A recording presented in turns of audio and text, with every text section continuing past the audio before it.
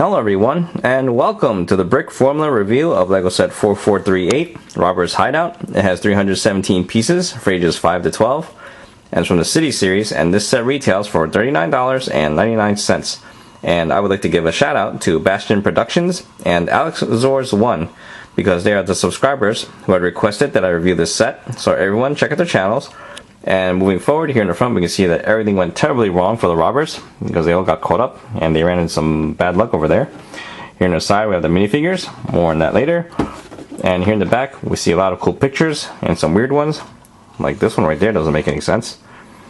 And over here that guy looks like he's in for a bumpy ride. That looks like fun. But anyway, let's just check this out. Here are the minifigures in order of appearance, and we'll start with the first forest policeman.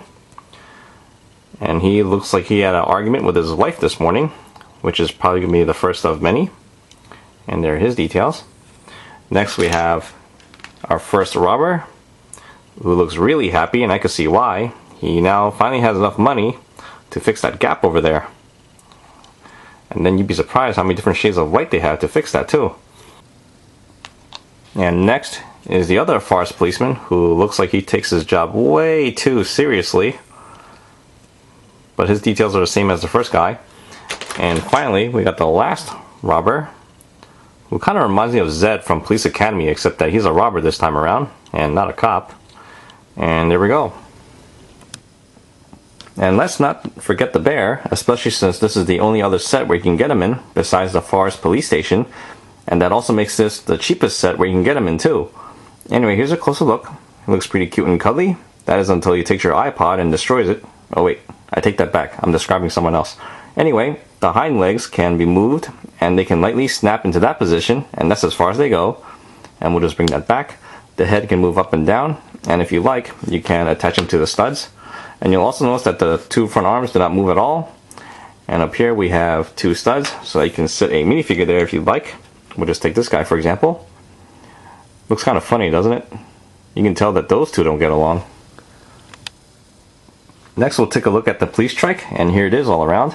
At first I was a little skeptical about this being in the set, but then again it's actually kind of cool because now I have an alternative to throw into the heavy duty helicopter, which honestly I think is a lot cooler than the ATV that it came with. And right there we have a printed piece, and we can stick in the forest policeman over there to drive this thing.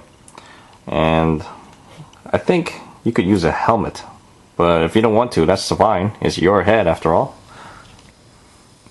Next we'll take a look at this really cool looking roadster. It's so cool it kind of makes me wonder why the robbers are robbing money in the first place. Unless of course they stole this car too. But I really love this design. It's nice and small, and it looks really good all around really. I especially love how they use this molding over here for the back. You probably might recognize it from the Cars 2 series. And who would have thought it would look so good as a butt for the car. It's got some curves and everything. Kind of makes you want to, you know, pat it on the back. There we go. And there's the bottom. And we can fit our robber over here. And he is a little bit tall on the windshield, but it all works out. You know, even if he's not robbing anything, the cops will probably pull him over because there are no headlights or taillights on this thing. Which is a ticket right there. And now to take a look at the police off-roader, which for the most part, I really like this design. It looks like a really strong pickup truck. And here it is from the side. And there's the front. And before I move any further, this is the only vehicle that uses stickers in the set. Everything else doesn't need it. And here they are. You get this one for the hood. That's for the bumper. That's right there. And you get these two to go on the side to show that this thing is a police off-roader, as if the top part over there didn't give it away. I didn't add the stickers because I'm going to convert this into a civilian vehicle, which for the most part it actually looks like one too. And here's the back. This part can open up and you can load your tools or whatever and close that up. And down here we have two plates, which is not really necessary, but if you want to, you can definitely rip out that white one there and replace it with one of these. This way you can drag your favorite boat around town to your local marina, or if you have the dirt bike transporter, you can use this to drag around your bikes too. So there's definitely a lot of playabilities with this one. And if you look on the sides here, we have these clips. On this side we have the handcuffs, and you notice that there are no side mirrors, and on this side we have the radio. And if you rip this off, it looks like a regular pickup. Not bad, right? And now we can rip this off to load in our forest policeman. And I think this totally works for him, because he looks really mean behind the wheel over there. And there we go. Not bad, right? I like to stay out of his way.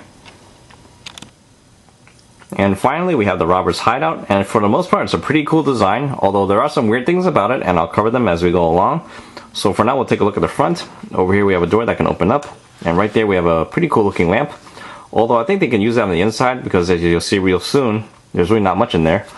And up here on the roof, we have some walking space, and there's the robber on the lookout.